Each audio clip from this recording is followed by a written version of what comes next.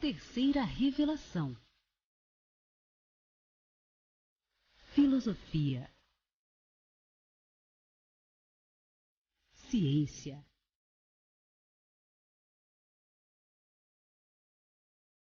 Religião.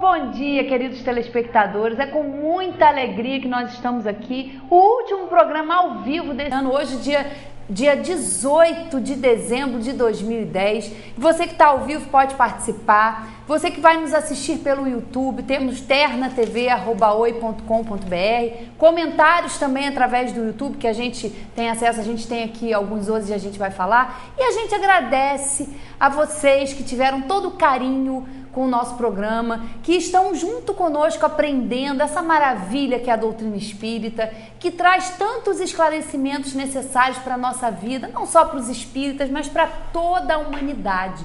São esclarecimentos muito úteis, porque realmente são leis de Deus que foram reveladas pelos espíritos superiores.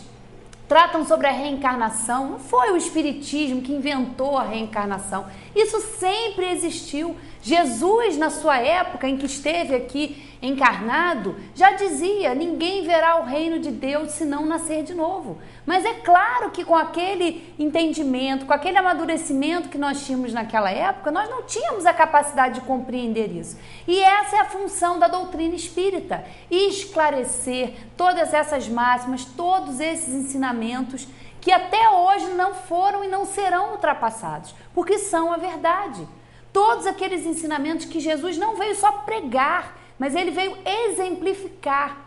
E esse é o maior, essa é a nossa maior homenagem, a homenagem que a gente tem que prestar. Nós estamos aí nos aproximando da época do Natal, onde se comemora e se convencionou, como nós vamos ver aqui, a data, que na verdade não foi essa. Mas o que interessa disso tudo não é o consumo, o presentear, não. O que interessa é homenagear Jesus, mas não só nessa época, porque o que ele ensinou, a gente não tem que praticar só na época do Natal, na época de presentear. Todos os dias da nossa vida nós temos que prestar essa homenagem. E como? Agindo como ele nos ensinou. Ele foi o maior mestre, o maior professor que nós tivemos aqui no planeta Terra, veio exemplificar e passou-se aí 2010 anos e tudo que ele veio ensinar não foi ultrapassado e não será, né? Como a gente já disse aqui. E a doutrina espírita lá, no Evangelho, mais especificamente no Evangelho segundo o Espiritismo, vem esclarecer tudo isso à luz da razão, à luz da lógica, à luz do nosso entendimento espiritual, porque nós já estamos aprimorados, a ciência evolui, a ciência vai descobrindo essas leis de Deus e somos nós que vamos nos adequando. Não as leis de Deus é que mudam, não. Elas são eternas, são imutáveis, são perfeitas, porque Deus é a inteligência suprema, a causa primária de todas as coisas. Então nenhuma lei é equivocada, não. Somos nós, espíritos, que estamos evoluindo, que estamos nos desenvolvendo intelectualmente, moralmente, é que vamos tendo a capacidade de entender essas leis.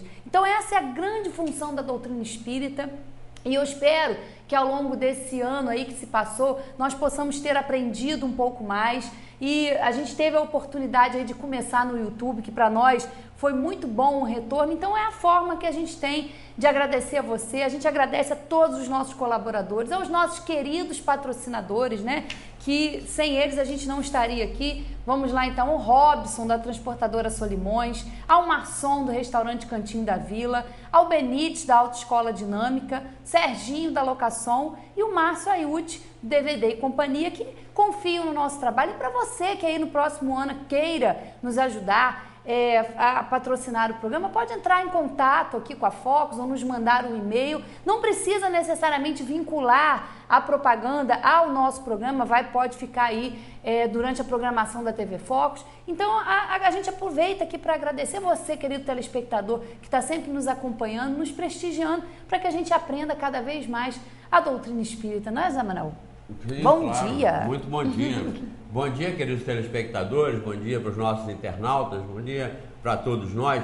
E é claro, como disse a Valéria, nós estamos aqui para fazer esse trabalho em nome de Espiritismo. Nada além de passar para vocês o que diz a doutrina espírita, que foi codificada por Allan Kardec. Em 1857 surgiu o primeiro livro, A Estrutura Básica e Fundamental do Espiritismo, que é o Livro dos Espíritos. Então, aqueles que queiram conhecer o Espiritismo verdadeiramente, com segurança, não podem prescindir de adquirir o Livro dos Espíritos, de Allan Kardec. Foi codificado por Allan Kardec, não é dele. Por isso o título, o Livro dos Espíritos. É porque foram os espíritos superiores que, num planejamento de Deus, da inteligência suprema, para todos os universos, desenvolvem esses espíritos superiores esse processo educativo, não só no planeta Terra, onde nós estamos hoje habitando, mas em todos os planetas espalhados pelo universo, onde a inteligência se manifesta das formas mais diversas possíveis, como no programa anterior nós mostramos aqui a respeito da concepção de vida inteiramente modificada ou abrindo as janelas de novos ângulos de percepção da vida ao se detectar nos Estados Unidos, a NASA, numa pesquisa na Califórnia, detectar a existência, a possibilidade de existir vida sem o fósforo, um elemento indispensável entre 6 elementos, entre 5, porque ele seria o sexto, para a existência da vida. Essa nova forma de vida se mantém e existe com a substituição do fósforo pelo arsênio ou arsênico, que, ao contrário do que se supunha, é altamente letal à vida biologicamente concebida no planeta Terra. Então, essas aberturas na inteligência humana não vão matando Deus, não vão fazendo com que Deus deixe de existir, não. Vão apagando a nossa ignorância, a ignorância predominante no planeta, e vão abrindo ao entendimento de um Deus realmente inteligência suprema, causa primária de todas as coisas, eliminando sim aquele Deus velho, barbudo, ainda que musculoso, esclerosado, pregado pelas religiões, que tem ódio, que se arrepende, que fica aborrecido, que manda matar, que manda invadir, que manda destruir, que joga uns no inferno, que joga outros no céu, e que se arrependeu de ter criado a humanidade. Isso é concepção do passado. Até onde isso funcionou e valeu para alguma coisa, tudo bem, mas hoje é inconcebível. Então o nosso papel é esse, mostrar esse espiritismo que esclarece, que recupera Deus, que dá a devida estatura, que dá a devida característica indispensável da supremacia da inteligência para a causa primária de todas as coisas, que é Deus. Então nosso papel aqui é de passar essa ideia, passar essa informação. Quando eu disse adquiram o Livro dos Espíritos, nós não vendemos. Nós não estamos aqui fazendo promoção de nada pessoal, nós não estamos fazendo promoção de nenhuma editora da qual nós fazemos parte ou somos representantes. Nós não vendemos nada, não prometemos nada, não chamamos ninguém para lugar nenhum e estamos aqui, como eu disse, sem ser candidato a nada e para coisa nenhuma, e estamos aqui para passar essas informações para que vocês sejam espíritas do Espiritismo, não dessa vala comum que está aí com o nome de Espiritismo. Então, isso aí não significa Espiritismo, mas o Livro dos Espíritos. É a partir de onde vocês todos podem e devem, nós todos devemos conhecer, analisar, meditar, pesquisar, aprofundar, comparar, confrontar tudo que está no Livro dos Espíritos com tudo que está em termos de conhecimento na humanidade, para nós então tirarmos as conclusões. Se vale ou não vale a pena. Se é ou não é terceira revelação de Deus para a humanidade, nesse processo, como eu disse, de educação planetária, de educação universal, que é uma ordem, uma regra estabelecida pela inteligência suprema para todas as coisas. Essa educação e esse processo universal. O Livro dos Espíritos, que eu disse nós não vendemos, nós até damos, ele custa no máximo uns R$15.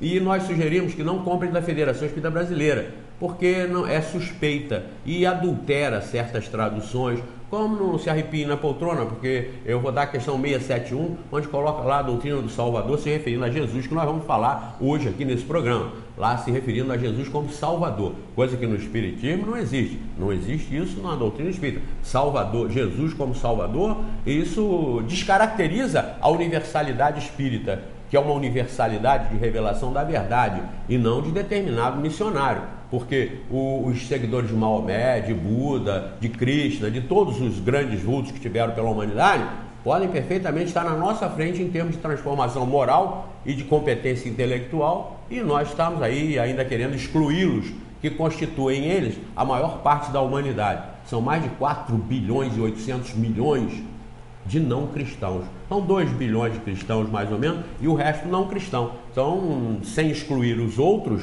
Jesus foi apresentado pelos Espíritos como o caminho mais curto, como a doutrina mais concetânea, como a doutrina mais de acordo com as regras de Deus, para que nós possamos caminhar e atingir a perfeição.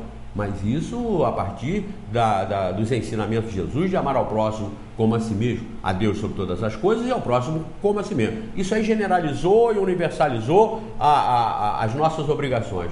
Amar a Deus sobre todas as coisas e ao próximo como a nós mesmos. O resto é decorrência de tudo isso. Então o livro dos Espíritos custa no máximo R$15. E como eu disse, não comprem da FEB, mas comprem das editoras que têm a tradução do J. Herculano Pires. É a melhor tradução, uma competência a ele como tradutor, e não contaminado, como estava na época o Guilom Ribeiro, que foi o tradutor do Livro dos Espíritos e de outras obras básicas para a Federação Espírita Brasileira. O Guilom Ribeiro era um rustanguista, ou seja, um espiritólico, estava mais para católico do que para espírita. E não se arrepie na poltrona, porque um homem que traduz uma obra sendo rustanguista, e esse rustanguismo consta do Estatuto da FEB, para que seja implantado pelo movimento espírita no Brasil inteiro como revelação da revelação, isto é, acima do espiritismo, esse rustanguismo diz que Jesus, que é o aniversariante desse mês, convencionalmente assim falando, que Jesus não teve corpo material, carnal, teve corpo fluídico.